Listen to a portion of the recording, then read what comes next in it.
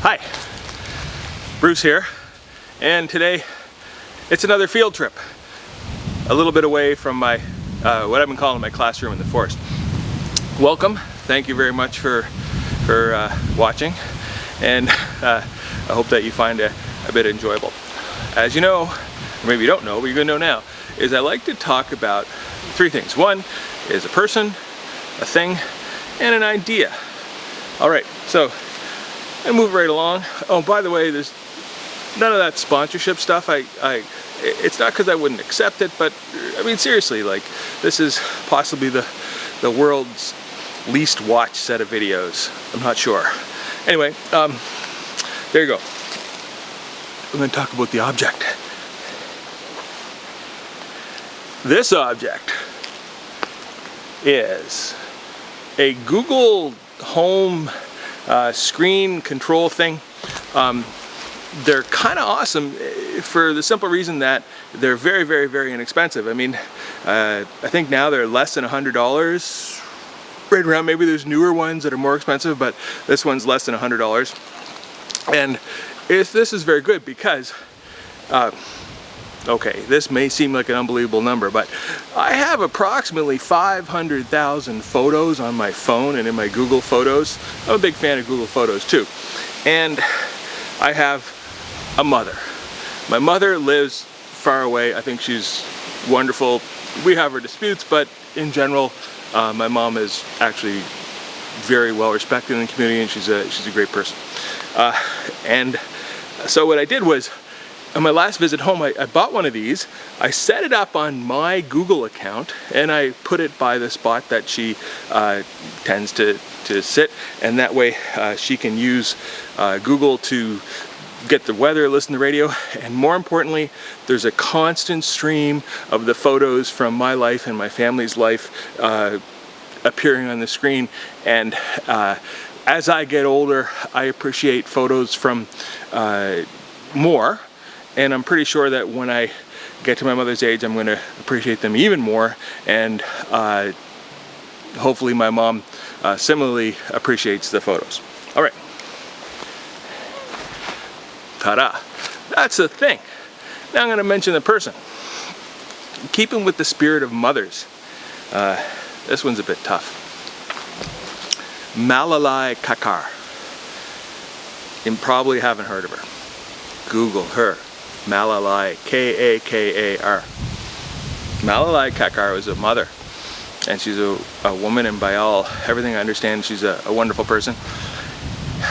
And she lived in Afghanistan, and she became, through perseverance, a police officer. And she was one of the very, very, very few women police officers, and many people objected to everything about it. Objected to her being a police officer, objected to her being a woman and a police officer, objected to lots of stuff. And there were many, many attempts on her life. And finally, one morning, she got her kids ready for school, and then she stepped outside and to embark on her workday, and she was assassinated, which is awful.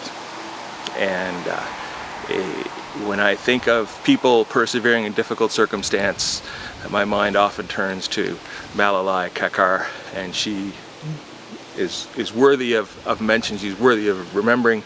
She's worthy of lots and lots and lots of things. Anyway, that's Malalai Kakar. So you can read more about her, please. There you are. And I'd like to thank her. Anyway, okay, that's that. Now, you might have noticed that I've been going on and on and on about criteria and this idea within economics of the production possibility curve.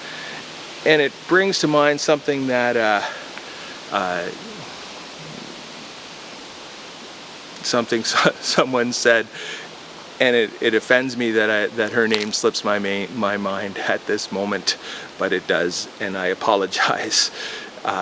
But she said, in a very public place to a very esteemed group of people. She said, "You're persisting with your fantasies of perpetual growth and economic expansion. Meanwhile, whole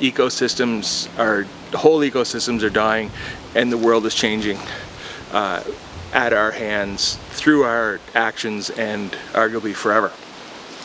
And that is bad. Parts of that. Okay.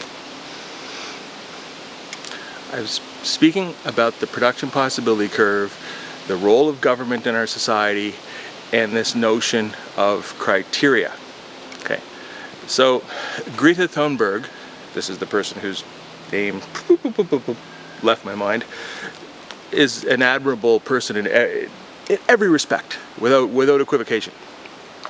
And her discussion that whole ecosystems are dying and this fairy tale of perpetual economic expansion cannot be addressed.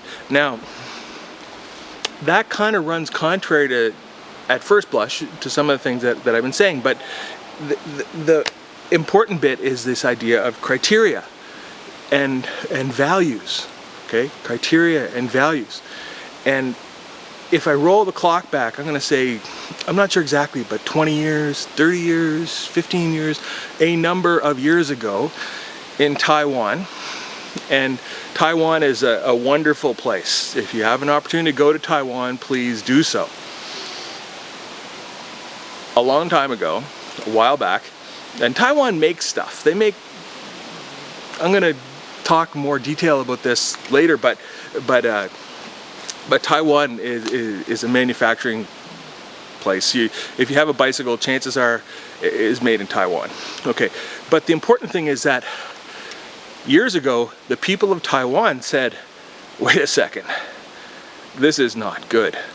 We cannot have the level of pollution that we're experiencing. We cannot have these effects on our community that we're experiencing. We cannot have a lot of things, and things have to change. And lo and behold, the criteria altered, and things began to change, and things change in the manner in which items are made, and the items that are made, and from raw resource through to finished goods. That's been adjusted and altered, and this notion of criteria is important. I've been going on about this for like 3 videos or something like that, and I was talking about it with a woman that I recently met who's a research chemist, and in our conversation I mentioned a story, and the story is this: okay, a long time ago, I was working at Petro-Canada, and Petro-Canada, and they have a big building. They have a lot of people, and they have a gym that was at that time was on the 30th floor. And I remember I was coming down the escalator, and I met a woman that I knew coming the other way, and she had been off a bit, and off holidays and such, and I. For the love of me, I can't remember her name, but I remember this moment like it was, like it was just a minute ago. And she had been off with her children. And I said, how are the kids? How's your? She said, and it was what she said, and it was how she said it. But a look came on her face, like she beatified, which is a religious term. I tend to stay away from religious anything, but she was aglow. She was transported to another spot in her imagination, and she said to me, but she kind of was saying it to the world. She said, "Oh, I didn't know it was possible to love something that much. I didn't know it was possible to love something that much." What does this have to do with economics? Well, there's a chasm between knowing something and really getting it. We're in school, and you're going to learn how to add, you're going to learn about numbers, you're going to learn about arithmetic, and you're going to learn eventually you're going to learn multiplication, and in your multiplication learning, you're going to learn the times tables. You're going to learn 2 times 2 is 4. You're going to learn 15 times 15 is 225. You're going to learn a bunch of stuff like that. But it might take you a couple of years or decades before that really sinks in. And what multiplication is, really, it's a change of basis. You're transporting from the addition world to another world where you're using a tool to simplify a thing. And another example of that is logarithms. Another example of that is calculus. Another example of that is Fourier transforms. Another example of that is Laplace transforms. Things that change from a domain where you have no capacity for understanding whatsoever to a workable space, something that we can come up with a tractable solution to a problem. Okay. What does this have to do with loving your kids? Well, it's a difference between knowing something, like you know it, you read it in the book, you know it, it's a fact, and getting it, like really, really, really, really getting it. Okay. There's another kind of word that comes from religion but it's also from the literature of James Joyce, epiphany. You have an epiphanic event. You have this moment of realization where oh yeah, I get it. One thing is, all right, we can't continue to do X, whatever X is. We can't continue to hunt the great northern auk. We can't continue to hunt the dodo bird. We can't continue to hunt the passenger pigeon.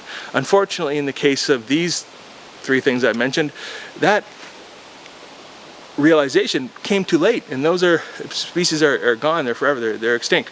So the point is that in evaluating our production possibilities and considering what we can do and the resources at hand, and this idea of, okay, what do we have and what do we know?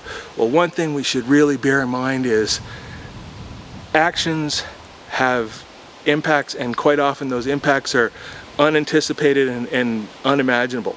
Okay, and I can go into a lot of detail about this. I'll skip it, but this idea that a while back, I think it's decades, in Taiwan they said, wait a second, okay, this is not good. And if you happen to be watching in parts of the world that's experiencing the immediate impact of climate change, and really that narrows it down to the entire planet is experiencing the immediate impact of climate change, then we have to re-evaluate our criteria when we're assessing options and choices as we expand our production possibility curve, because this idea of the ever expanding human spectrum of wants and needs, that's real, and it's in stone. So that's going to happen. So let's deliver the utility, the things, the services that our society wants and needs, with a full mind towards examining the criteria against which we make our decisions. That's it. Anyway, my name's Bruce, and I hope you find this stuff at least a little bit amusing, funny, well, hopefully, I don't know, funny, maybe. And anyway, that's it. And I'm going to take off now, and thank you very much for your time. Okay, bye. Remember, Malalai Kakar, wow. Greta Thunberg, sorry I forgot your name, but your message is important, criteria. And those Google screens, they're pretty good. Google Photos in general, yeah, that's pretty good too. Anyway, okay. Oh, and I don't get anything from anybody except my mother. Okay, bye now.